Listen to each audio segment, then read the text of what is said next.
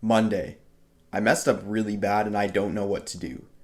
I saw some funny videos of these guys prank calling people online and I thought it was pretty funny, so I decided to try it for myself. Hey, is your refrigerator running? The person on the other end wasn't responding, so I was about to hang up, until they said some words that terrified me so much I got off the phone. I know where you live, Greg, and I will kill you. After hearing that, I heard noises on the other end, then they hung up. Right after the phone hung up, I heard screams from downstairs. Manny's screams. What the hell is going on? What's gonna happen to him? I ran downstairs as fast as I could, and I could see Roderick jump scare Manny. He got away before I could snitch on him, so there was no evidence. Even though I tried helping Manny, he still blamed me for scaring him. Bubby made me scream. I blame him, not Wadwick. Doing the usual thing they would do, Mom and Dad grounded me for 2 days. I was actually somewhat relieved. Considering Manny wasn't killed by the stalker, I really don't want to go to bed tonight, considering that phone call really screwed me up. If I don't write a diary entry in the morning, you can assume I'm dead. Tuesday. I was in a good mood, considering the fact that the call was probably fake and I fell for it. I started my day off like any other day, and I went to school. Things were good, until I started my first class of the day. I heard the same voice from the call tell me this. Greg, you will come home to find 2 of your precious family members dead for prank calling me last night. Don't mess with me, kid. What the hell? That scared the crap out of me, because I didn't want him dragging my family into this mess. The weirdest part is, nobody else seemed to hear it. Only the teacher heard me swear, and they told me to go to detention. I don't even know what to do. He's gonna kill 2 family members of mine, and he never said which ones. Holy crap, I came home and it was such a bloody sight. You could see Mom, Dad, and Manny's dead bodies. I don't really care that much since Manny died, but still. Roderick was too sad to even come out of his room, so he stayed home. Grandpa drove me to their graves and I cried so much. I can't believe someone would do this to me just because I prank called them once. Whoever it is, I need to honor my parents and little brother by finding the killer and solving this mystery once and for all. Whoever you are, get ready. I'm gonna uncover everything. We had the day off today, so Roderick told me to start asking people to join our investigation team. I went to a lot of kids' houses, but nobody wanted to. I didn't want to ask Fregley, but I had to, considering he's the only person without friends, so he'd obviously accept the offer. Sure, considering it's the only thing I could do to fill in this black void I call life. Okay. His answer was rather disturbing, but I was glad he was even going to join. I decided I'd only need Rowley. Then the team would be complete. So I began to walk to his house, Fregley by my side. All we need is him, and the investigation shall begin. You'd think since Rowley's my friend, he'd join my investigation team, right? Instead of joining the team, he said this stupid reason to decide not to investigate with me. Josh wouldn't want me to get harmed in the process of investigating. You know what, Rowley? We don't need you anyway. Me, Roderick, and Fregley would find out who did the murders and turn them in. I guess this is it. The investigation will begin soon. Our plan is to call the number again and figure out more details and clues to their location. I was pretty mad my quote-unquote best friend declined my offer, so I just went home and got over it. Roderick agreed that I would call the number again. Well, we both agreed. To say the least, he tortured me just so he wouldn't have to do it. Finally getting the guts to pick up the phone, I called the number, but nobody picked up. This was bad news, considering I needed to get info off the number and figuring out who the hell owned it. After a couple of seconds, I could hear heavy breathing, and the screams of Manny, Dad, and Mom. That was way too far. The person must have recorded audio of them getting murdered and put it on the line to torment me. Roderick could see the fear in my face, but he still insisted on me staying on the line. Once he actually heard what was going down, he busted out crying, and grabbed the phone and hung up. We decided to lock up the phone and destroy it later inside the bathroom. Even after we hung up the phone, it still talked. It talked too much and revealed a major detail. Every clue you try and gather by calling a number is one person dead.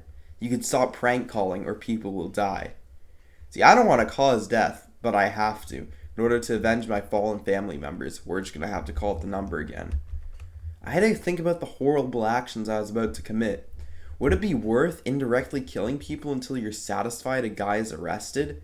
It took me some long thinking, and I finally decided I'd go to the bathroom and retrieve the phone and call the number again. Holy crap, the news anchor just got shot. What the hell, why are you doing this to innocent people? Clue 1. Your father brutally betrayed me. Alright, that freaked me out a lot. The news anchor just got shot and bled to death and cops had to arrive. They're looking for a perpetrator. You know what? First thing in the morning, I'm going to stomp over the police station and tell them everything. Wednesday. I was convinced there would be no consequences to going to police and getting help. Apparently I thought wrong, because Roger gave me the cold truth.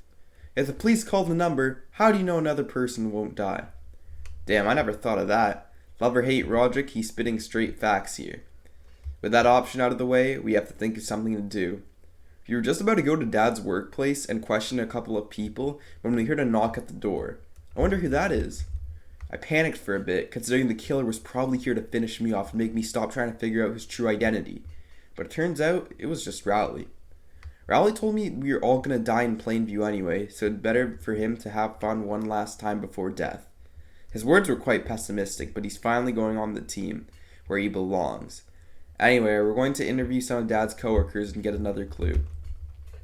When me and Roderick arrived, Roderick looked very similar to Dad, so the workers let him in and told him everything they knew, while I waited outside. Honestly, kid, I have no idea who the killer could be. Some guy did quit his job, and that's around when the killing started happening. Never caught his name, though. Roderick didn't get much info, but this is what he told me the guy said. With no other info, me, Rowley, and Roderick decided to go get a snack break at Rowley's house. Considering I've gone the entire series without eating over the span of 2 days. When I had suggested we head down to Rowley's house for food, I immediately regretted my decision. I've been suspecting Rowley's father as the killer since he quit his job not too long ago. Rowley had no food at his house, so his dad gave us money to go buy pizza, which means more whacking. I swear I could hear his voice. I swear I could hear his voice tell me to watch my back. We left the house and decided to go get some pizza from Papa Tony's. Even though he went downhill after he moved the damn barbecue chicken pizza off the menu. Well, that's a goated pizza flavor, I can't lie. I could hear sirens in the background while we walked to the pizza shop. We stopped inside and smelled the yummy pizza being baked by the sexy beast Papa Tony. Before I could even order a pizza, a cop stopped me. I turned around and a cop was beside me. I actually peed my pants, I think. Anyway, the cops started telling me how they finally found out I was an orphan and I was going to get shipped off to an orphanage. Rowley and Roderick bolted. People who I thought were my friends just ran off like that. Kind of upsetting. I was put into cuffs and escorted into a car. I don't know what they're taking me to exactly. All I know is it's an orphanage. I overheard their words in the front seat. Take me to that goddamn orphanage with Mrs. Craig? Dang. Friday. Sorry for not updating you guys on what happened. The bastards in the orphanage stole my diary and called me a wimp for hesitating to call the number. Anyway, I'm so sick and tired of this place, and I get abused constantly by Mrs. Craig, who took a job here after losing her job at the school. Do you really think she wouldn't be so bad in the first place? But no, she brings beer to the place, always drinks to cope with her failing marriage. Poor Mr. Craig. Anyway, I pretty much lost the entire case, but I don't want to give up. There's still hope. I can find my parents' killer, I guess. I have a feeling Mr. Jefferson called the cops on me on purpose to throw me off, and that's probably why I'm here. I'm not going to be in here for long anyway. Tonight, I'm going to steal Mrs. Craig's phone and call the number. I stole her phone while she was asleep, and called the number again. The number told me someone I love would die, and I started panicking. I watched the TV all night looking for whoever I loved dying. I spent all night searching for a channel, and I finally found a channel showing footage of Holly. God, it was so gruesome. She was hit by a car. I don't want to do this anymore. I keep getting innocent people killed. I need to stop. That's it. I'm calling quits on the whole operation. This is my last diary entry. Goodbye. September. I haven't written in this thing for nearly a month. Ever since I decided to stop the investigation, Roderick has been sad, but people aren't dying anymore, so hey. It really sucks that I'm probably going to be staying in here for the rest of my life, so I've been planning something for the recent month. The orphanage got a lot of money to order some cool uniforms, so I'm forced to wear it, and they also have classes. I plan to take the knife we use for carving to break out and finally battle Mr. Jefferson to the death. I think he knows my plans, because I can literally hear people downstairs wanting to see me. I already have the knife, so I could just kill them, I guess. I really don't want to have to end another life, but if it's gonna get me out of this place and finally end the quest of justice, it's worth it. I rush out of my room, worried my death would soon meet me, because some creepy guy I don't know will try to take me somewhere. When I came across a hall monitor, I didn't tell him I was going to a class, which explained why I had a knife. He was gullible enough to believe it, considering he was a boomer, so I ran off. I encountered the guys and instantly tried to stab them. They tackled me onto the ground and I was unable to fend them off as they took my knife. At that moment, a sharp pain met my entire body and I passed out. I woke up in a room where I saw nothing but Mr. Jefferson's face. He told me he was going to blow up the school and let me die for catching on to his murderous habits. He's giving me 3 choices. I don't know which one to choose. I could let him win and I'd die. I could expose him and call the cops on Mrs. Craig's phone, which I still have. The final choice is to let him get away, but we all live in the end. I don't know what to choose. Whoever is reading this, you'll have to choose for me. Will I die or will I live? I got you, Greg. I haven't written in this thing for 10 years. Boy, have things changed around in Plainview. Honestly, I'm not really feeling up to writing in this diary. Nobody's gonna see, but my wife tells me it's good to let off some steam. I got married a couple of years after the events of which Mr. Jefferson got away and moved to somewhere in Virginia, which is far away from here. I could cope with the fact that the cops are still probably looking for him, but they won't find him because, they're pretty lazy. Riley's pretty traumatized. His father is still out there, and he's a cold-blooded murderer, and I can't say he's wrong for feeling that way. Roderick has a new band, and he made a couple songs about why you shouldn't call the number. Sorry, gotta go. I have to teach Gregory Jr. how to ride his bike. That's the end. Hope y'all enjoyed. Thank you for 9.5k. We're super close to 10k, and last time I uploaded, which is a month ago. My bad. We had I feel like we didn't have 8k, but yeah, I haven't uploaded in no, I don't even think we had 8k. Yeah, we had 7.5k. So yeah, we've been 2k subs. I really appreciate that, guys. Thank you for all the support recently. Hey, I'm really confident. I remember I thought it was impossible to get 10k by the end of the year, but hey, we're about to destroy that goal. Only coming into October. September has been numbers wise my best month on YouTube, and I didn't even upload until now. So that's really crazy. I'm glad to see all the new people around here.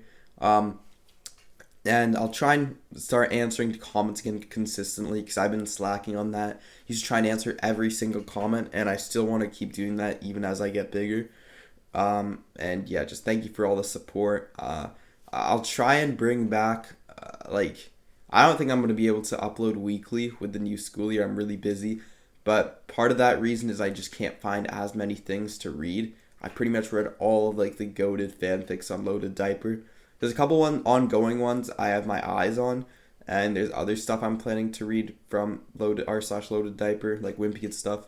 So yeah, but if you guys know what you want me to read, just let me know. And if you guys want to check out the other endings to the story, make sure to go check out the original story. I'll link it in the description. Again, all the stories I read are generally found on r/Loaded Diaper on Reddit, which is the Dire Wimpy Kid subreddit. So yeah, anyway, that was a long outro. Just hope you enjoyed. I don't even need you to tell you to subscribe. You already know what's going on. Just hit that subscribe. I just did. Okay, whatever.